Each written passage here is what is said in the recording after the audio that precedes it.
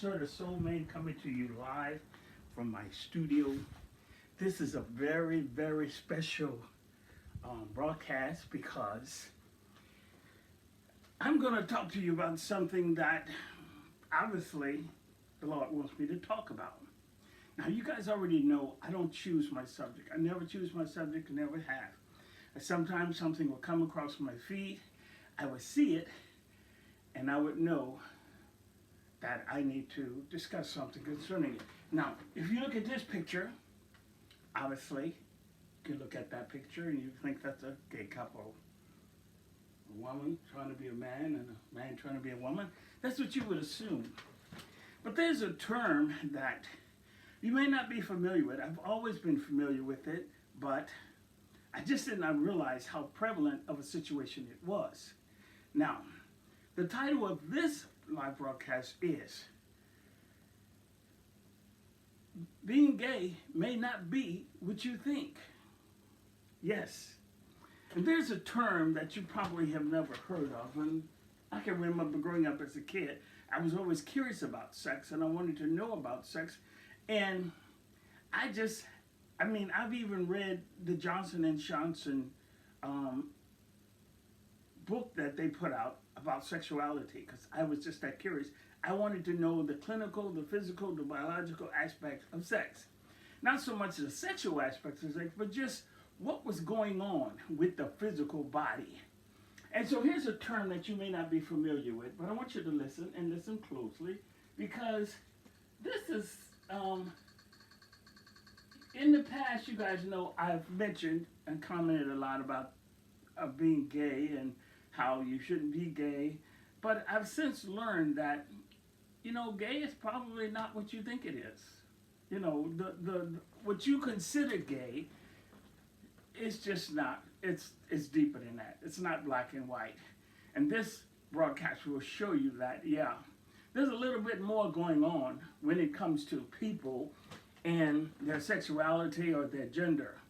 Now, according to the Bible, in Genesis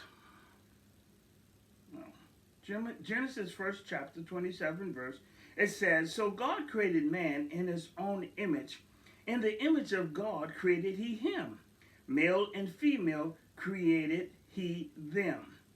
And then if you go to Genesis 5th chapter, it says in the 2nd verse, "Male and female created he them, and blessed them, and called their names Adam, and the day when they were created."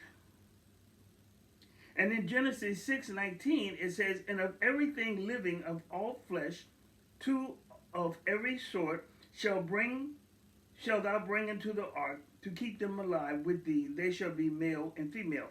So there's something about this male and female gender that God was very specific about.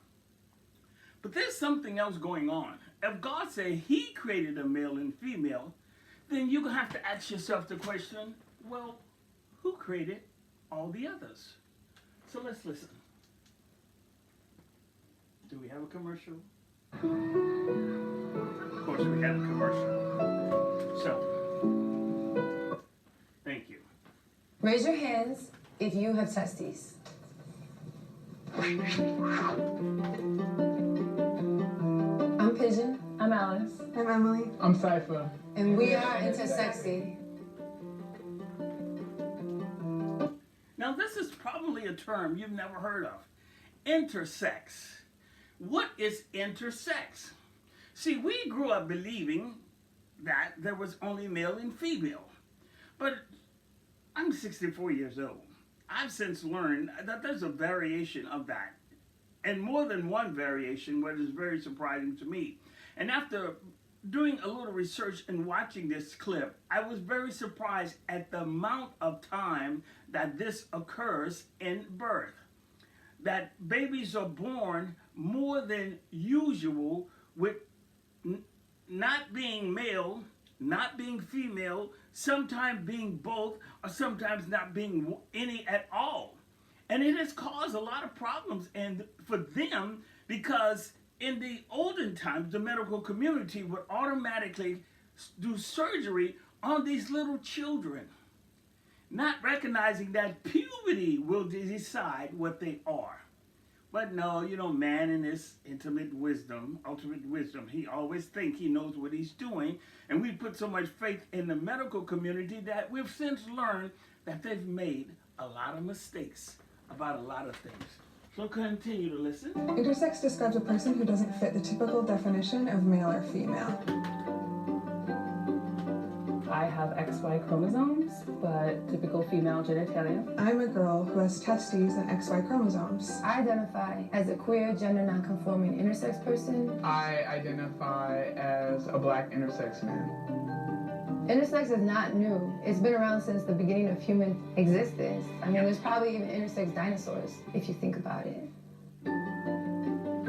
Transgender has to deal with your gender identity, whereas intersex has to deal with your biological characteristics. Often, intersex people get surgeries that they don't want, and transgender people have to fight for surgeries that they do want. Yeah. They gave my mom the excuse that the internal testes were cancerous, that I would develop cancer. They didn't even come up with an excuse, basically, in terms of a health-related reason. They instead just said it was about the appearance. A lot of doctors are very uncomfortable with the idea that I have testes, and they're still trying to get them removed, but I'm perfectly healthy. Now, look at her. Does she look at like a guy? But she got testicles. But yet, we know to have testicles, you have to be a guy. But she's obviously living her life as a girl. Why do people always calling me with these old stupid... I apologize for that, y'all.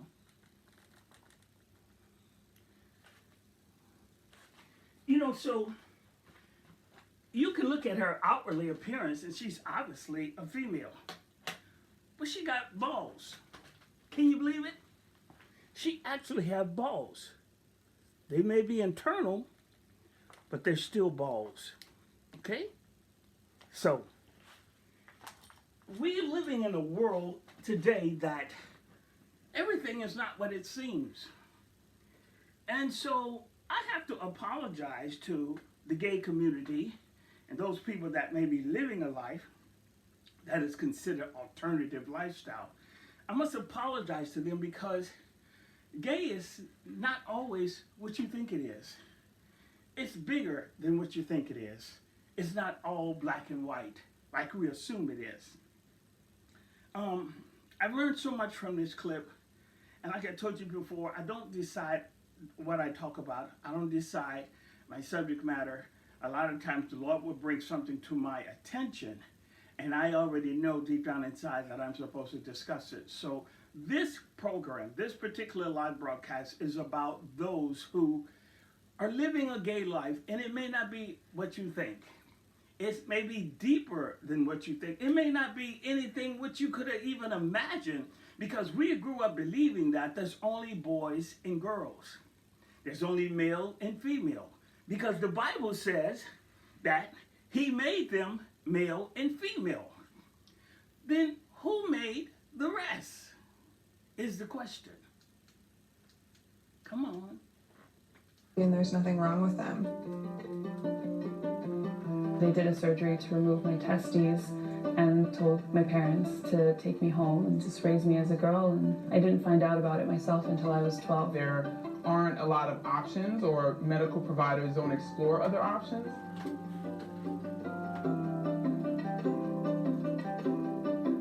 My mom would put me in dresses and she would be like, "Oh, aren't you so cute and you're so pretty?" And I would be like, "Yeah, this is horrible." I was put on hormonal treatment, which consisted of estrogen and progesterone. I just wanted to belong. I wanted to fit in. I didn't want to be different. So here she was raised as a girl, but inside she felt like a boy. And when her parents put a dress on her, she had a problem with that because she didn't feel girly. She felt like a boy, but she looked like a girl. So of course the parents was confused. They didn't know what to do, what to choose.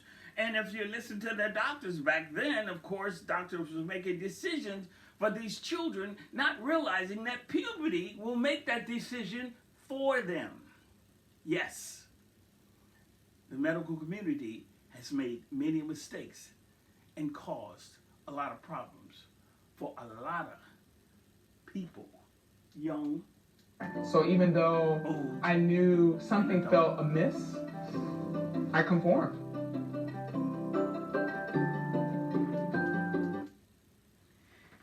So, this is what has been going on in the world today that you may not be fully aware of.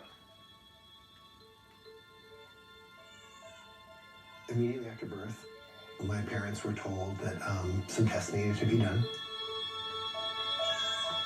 My mom had a amniocentesis, and they said it was a foolproof test, so they knew that she was having a boy. When I came out, they were like, "Oh, our bad, you had a girl."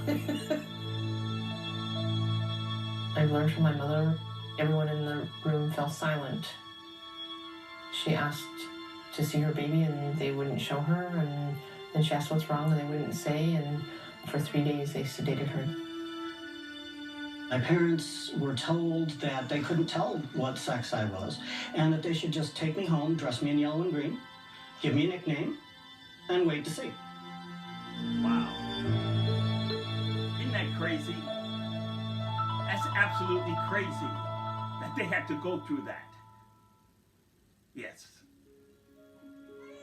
More than 250 babies are born in the world every minute, and the first question we ask, is it a boy or a girl? What if it's neither? What if it's intersex? What's the... Never heard of it? No. Nah, never heard of it at all. What do you mean by intersex? I was born in Aotearoa, New Zealand in 1953. The first words the midwife said were, "Oh my God, it's a hermaphrodite." Well, to put it more correctly, I was born with what was called ambiguous genitals. Yep. The doctors decided I was a boy, and my parents named me Bruce. And a penis. A year later, they were told I was actually a girl. I became Margaret. And then at age 8, I had surgery to rearrange my genitals and make my body look more feminine. Now, I proudly identify as neither male nor female. Hi, my name's Marnie Mitchell, and I'm an intersex person. Intersex refers to a person whose body is not the standard male or the standard female type. The term encompasses over 30 different conditions that all originate prenatally during a fetus's sexual development. Intersex may refer to someone having genitals that are in between male and female. Or it might mean that somebody looks male on the outside, but on the inside is mostly female, or vice versa. How common do you think that would be? I thought it would be very common at all. I'd say it'd be fairly rare. How many babies are born with genitals that are so obviously in between male and female? So, after watching this, I was so blown away that there was such a high number of births where babies are born with this confusing category. So now, when you fill out an application where they have male and female, they literally should include another box that says intersex. Because a lot of these people are becoming gay because they're confused, or they're living a gay lifestyle because they don't have any choice. They don't really fit in anywhere else. And they're just trying to fit in and live a normal life. So our government really should revamp the whole category and not just have male and female, but also have intersex. And then you have variations of those that are intersex, but they still fall in the category of intersex. And it's not, I can remember growing up as a kid, see, we're supposed to be XX and XY from a chromosome standpoint. But I remember growing up and reading about these different things in the different medical books, that there was also such thing as an XXY. Well, how can you be an XXY? It means you're an extra, you got more testosterone than the regular guy? And what if you're XYY? So I saw these variations in the chromosome category, and I was so surprised and blown away. I'm like, well, how did this happen? God says he made a male and female, But there seems to be something else going on biologically, because the children and the babies are being born sometimes with no physical characteristic of a genitalia, no penis, no vagina, or they may have both a vagina and a penis. Wouldn't that be confusing? Not only to you as a parent, but to the person as a whole. And sometimes they may have a physical vagina on the outside when you look at their body, but on the inside they got testicles. And so guess what? When puberty comes, they're going to turn into a boy, even though they've been raised as a girl and look like a girl. So all these crazy variations that exist in life is so amazing to me. Then you have conditions where we've heard of the term a hermaphrodite. Well, they look like a girl, they got breasts, but they have a penis. Well, how can they have a male genitalia and they also have female breasts? How can that be? Because outwardly on the outside, they are male. They look like a guy. But on the inside, biologically in their bodies, they are female. And they got estrogen. So I was so blown away when I learned about this term, intersex, which I was already familiar with, but I didn't know how prevalent it was. Very, very prevalent. More than you will ever know. Come on, I don't know why every time I gotta try to hit this stupid thing. Excuse me. Oh, Jesus, Lord, have mercy.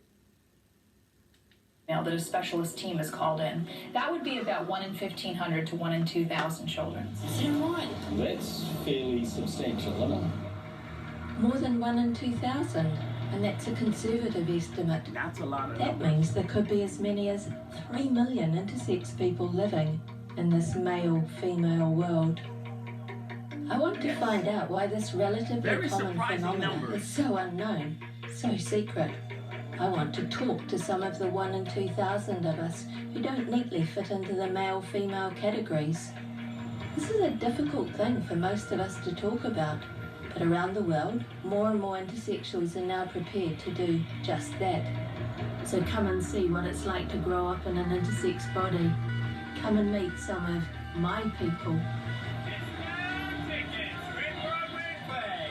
It's hard to understand how you fit in when there's nobody around you that's anything like you. My old friend Tiger DeVore, believe it or not, when he was born there was some doubt whether he was male or female.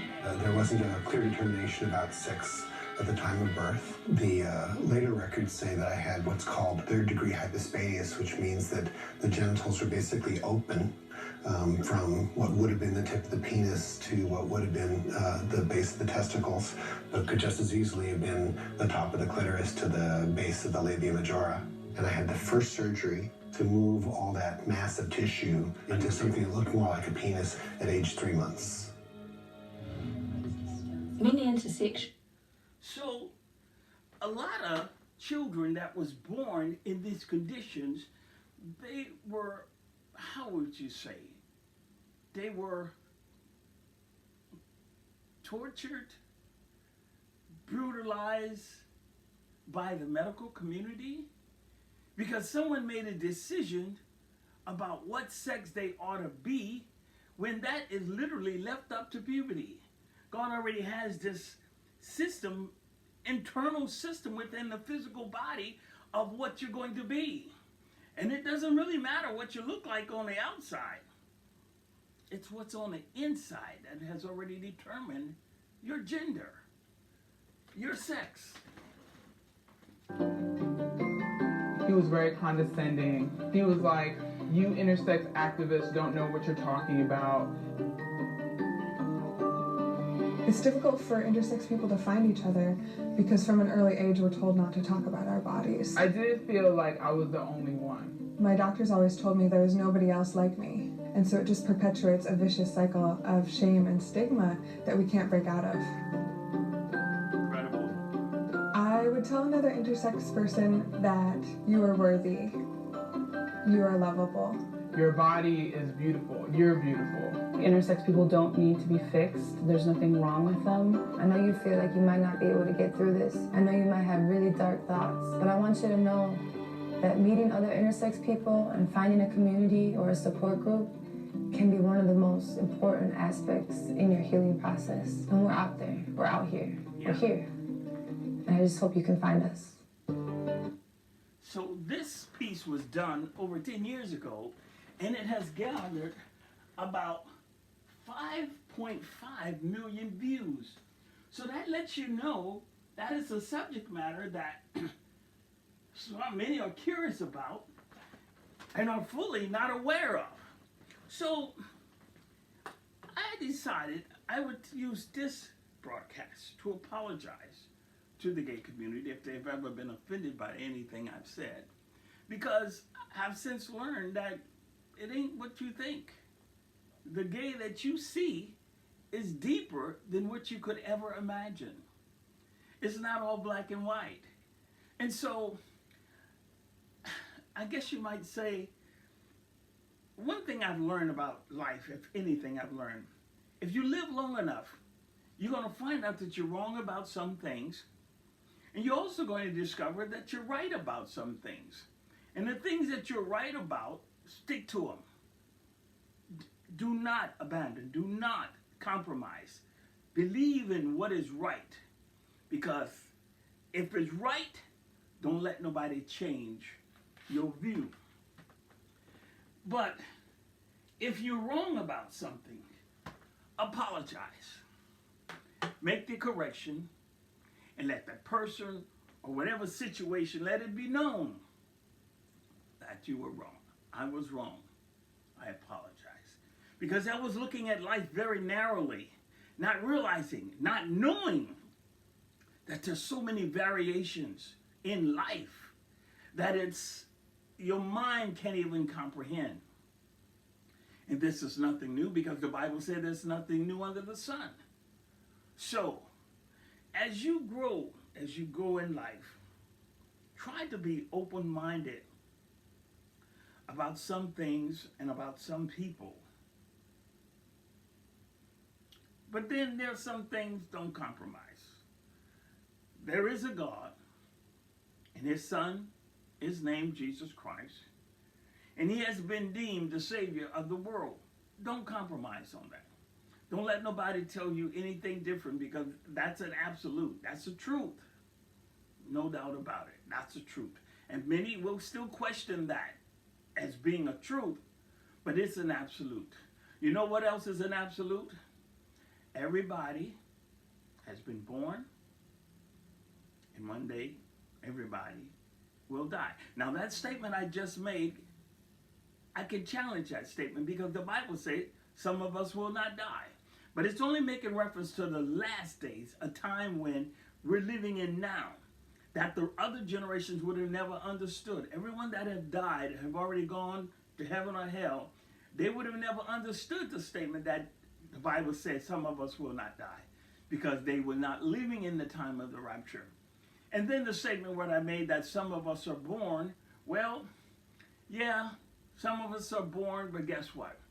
Some of us are born unnaturally. They're born in incubators, they're born in test tubes, they're born unnaturally.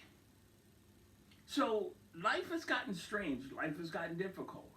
And so the question is, when God said, I made a male and female, my question is, who is making the rest?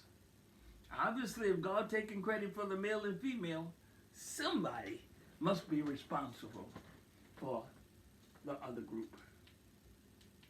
Or as we used to be known, hermaphrodites, are born with this kind of ambiguity of the genitals, an outward appearance that sits somewhere in between male and female. But though intersex births have been taking place forever, in recent times medicine has had the ability to surgically alter ambiguous genitals and render them invisible.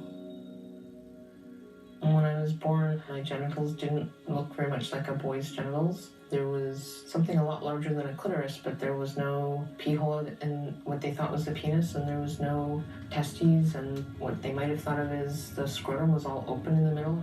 I'm in California wine country to visit my dear friend, Beau Laurent. Beau was the very first other intersex person I was ever aware of.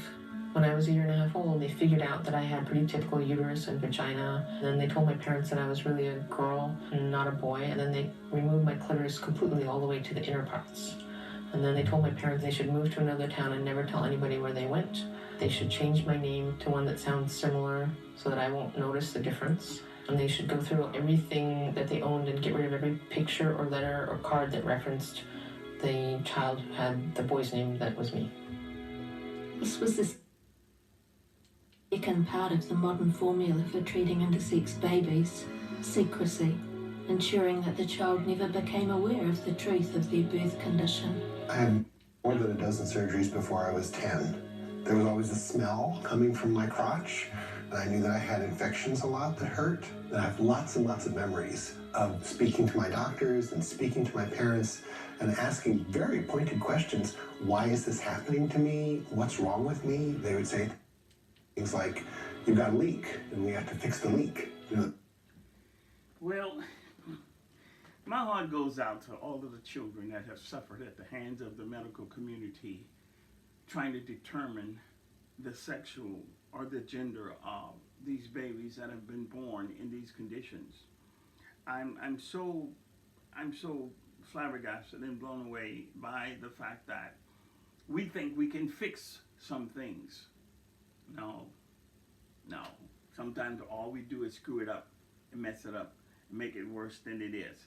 I'm gonna go ahead and bring this to a close, and I know I wasn't gonna be before you long, but if you get a chance to go on YouTube, just go online and just look up Intersex, and you'll find it very, very interesting, and it'll probably give you a different perspective about the gay community and the alternative lifestyle, because it's deeper than you would ever think. It's deeper. It's more than just black and white. And I hope this has helped some of you guys out there, because I'm going to tell you, if you live long enough, you find out that this world that you're living in is not like it was 30 years ago. It's not like it was 100 years ago. A lot of things have changed. And some of it good, and some of it bad. Very much so. I'm going to be serious. You think I'm going to hear about the mayonnaise? Well, that's a commercial. I'm going to get ready to close, because and what else I can say? I can show you this whole clip, but it's about an hour long, and it's really not necessary. So we're not going to go there. What is the difference between intersex and hermaphrodite? If you've ever wondered about the terms intersex and hermaphrodite, you're not alone. These terms are often used, but they have distinct meanings and histories. Let's start with the term hermaphrodite. This word has been around for a long time and was historically used to describe individuals born with both male and female reproductive organs. Yep. However, this term is now widely considered stigmatizing and misleading. Yep. It was introduced during the Victorian era and was used in medical literature to categorize people with certain physical characteristics, such as true hermaphrodite for those with both ovarian and testicular tissue, or male pseudohermaphrodite and female pseudohermaphrodite for those with testicular or ovarian tissue but ambiguous external genitalia. On the other hand, intersex is a more modern and preferred term. It is an umbrella term that describes individuals born with reproductive or sexual anatomy that doesn't fit the typical definitions of male or female. Yep. This can include variations in genitalia, internal sex organs, hormones, or chromosome combinations. For example, some intersex people have both ovarian and testicular tissue, while others may have atypical male or female genitalia or variations in their internal organs and hormones. The key difference is that hermaphrodite is an outdated and stigmatizing term, whereas intersex is a more respectful and accurate term that acknowledges the natural diversity of human bodies. So, live and learn. Every day is a learning experience. And I hope you guys understand that we should be open to learning as much as we can. And I think if you allow the Spirit of God, the Holy Spirit, to lead and guide you, He will always lead and guide you down the right path in life. Because there's some path in life that you don't want to go down. Because curiosity has killed the cat, and it's killed the cat more than one time. So you can be curious about something, and it can lead you to a very dangerous, dangerous place. That's how a lot of people got into drugs, got into sexual perversion because of their curiosity. So be careful about learning and being curious about things, because some paths in life you do not want to go down. If you allow the Spirit of God to lead and guide you, He will always lead you, guide you down the right path. And I can say without a shadow of a doubt that is the Holy Spirit is leading me down this path so that I can have a better understanding of what I see physically with my eyes when I look at people sometimes, or even the lifestyle they're living. And so that has helped me. So I hope it has helped you as well. Because life is no longer black and white. Not by a long shot. Obvious to me this was more than just a leak. I'm certain. Because there was no other person on the planet that had this thing going on with them. And I knew I'd sort of had some difference of the genitals from when I was 5 years old. My brother sort of pulled down my pants to show a neighborhood kid what I looked like down there. I think that my parents were probably told not to talk about it. But some strange things would come out. I remember once I was playing with something like sort of girly toy. And my mom said, well, you're not supposed to play with girly toys. So I said, hey, why not? And my mom said, because we're supposed to raise you as a boy. It's not because you're a boy, it's because we're supposed to raise you as a boy. This model for dealing with intersex children was developed in the 1950s by a team at the world-renowned Johns Hopkins University in Baltimore. That team was led by a brilliant young psychologist, Dr. John Money. Ironically for me, Dr. Money also grew up in New Zealand. He's the one. Money's theory was that gender was mostly about nurture, about the way you're raised, that it's not about nature, whatever happened to you prenatally. He was using intersex to sort of prove that theory, and he was trying to show that as long as you made a child look typically male mostly, or typically female mostly, that you could end up with a straight boy or a straight girl who had no gender issues and no sexual orientation unusualness. Not right at all. Hamburg, Germany, a long way from Baltimore. I'm here to talk to Mikko Reiter, another who's grown up under the gaze of the medical profession. I was born with a penis, so it was possible to assign me as male at birth. 2 weeks after birth, doctors told my parents, because the chromosomes are female, I have to be assigned female. My first surgery was at age 1.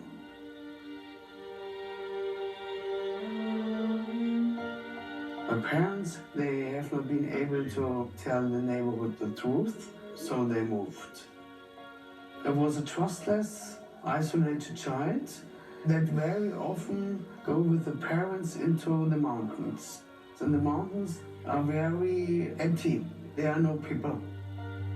Later, at about age 8, every half a year, I go to the hospital to widen the vagina. I had about 200 examinations in my life. I didn't want these examinations, but my mother took me there. I didn't trust her. I saw her collaborating with my enemies. Wow. Jen Pagot. He considered the doctors his enemies. He's had so many surgeries, so much prodding and poking that he considered the doctors his enemies. If you get a chance to go on YouTube and put in the term intersex, INTERSEX, you'll see that there's so many stories about it. So many stories that,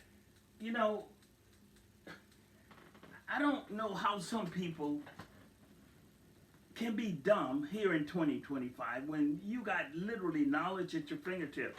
You got a cell phone that you can Google anything and pull up anything that you want to know about any subject. But unfortunately, because we have good in life, we also have bad and evil.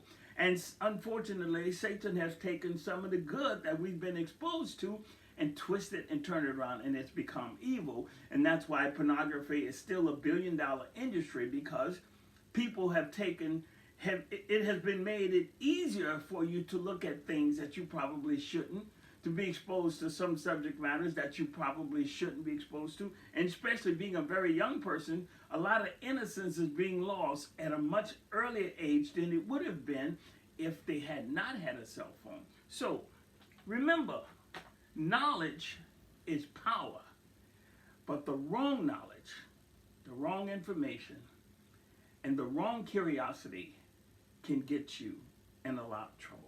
I'm Sir the Soul Man, prophet of Almighty God, called to preach the gospel to this last generation. And there's a lot going on in the world today. And we need to open up our eyes to the truth and recognize that life is not what you think it is. It's no longer black and white.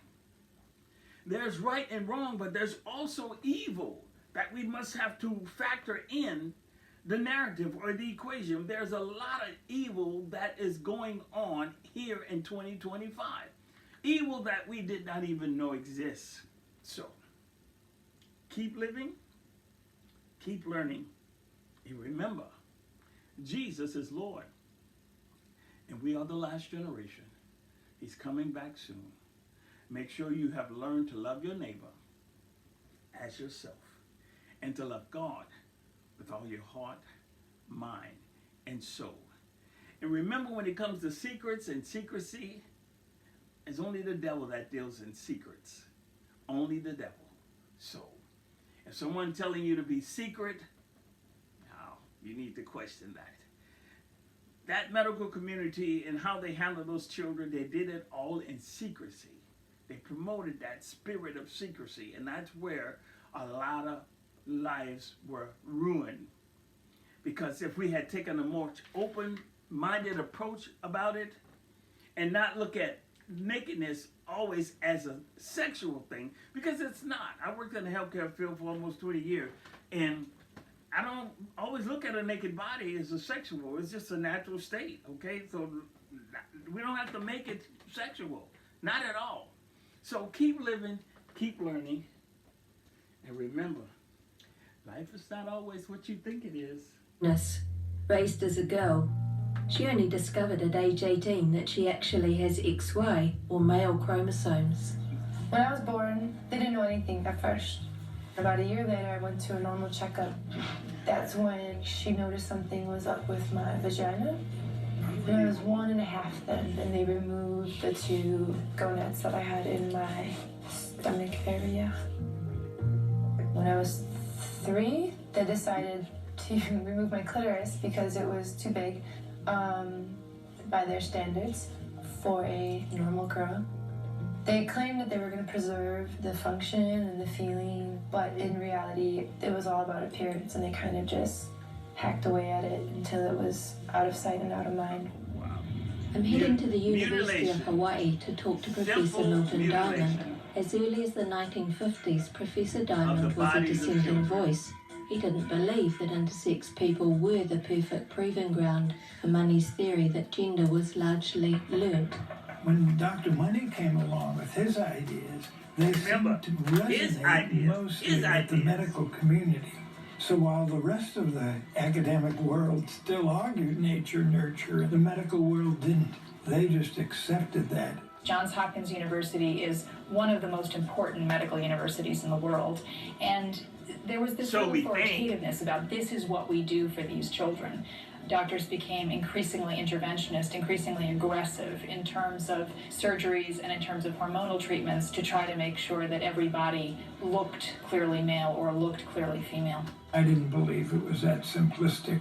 I said that John Money's ideas were not built on any individual that had been brought up in a typical way or lived, as we know, with typical biology. He took that as a challenge that I had sort of thrown down the gauntlet. In 1966, one of a pair of identical twin boys, Bruce Reimer, had his penis accidentally burnt off in a botched circumcision. His desperate parents turned to Dr. Money for help. And he said very quickly, if he doesn't have a penis, in this world there's not many options. I recommend he be brought up as a girl. Here was an ideal clinical candidate to prove beyond a shadow of a doubt that his theory was correct. Bruce Reimer was renamed Brenda and surgically assigned female. Money announced to the medical world that his experiment was a success. The boy who was sex-changed was living happily as a girl. The Reimer case became internationally famous, and the model for treating intersex children became even more entrenched. Yep. I'm in Chicago to talk to Linnell Stephanie Long, born to a poor South Side family in 1963. My mother had 6 sons, including me, and all my brothers, they were rough and tough, and they fell down, they would jump back up. I fell down, I'd sit there and cry like a little girl, because that's what I was. I wanted to be a normal boy. I didn't want what I was called at school, which was a freak. I was maybe like 12 years old, and me and my mom went grocery shopping, and this little girl, like kids do, they ask you, are you a boy or a girl? I just let them assume what they wanted to think. But my mom, this is my son, you know, and she got disgusted, and then she told me from then on I had to act more masculine. At puberty, intersex people are sometimes given hormones to reinforce their gender assignment. But for some, their condition means that they have a resistance to that prescribed hormone. My voice was getting higher, and I started growing breasts, and I was already on testosterone for 2 years.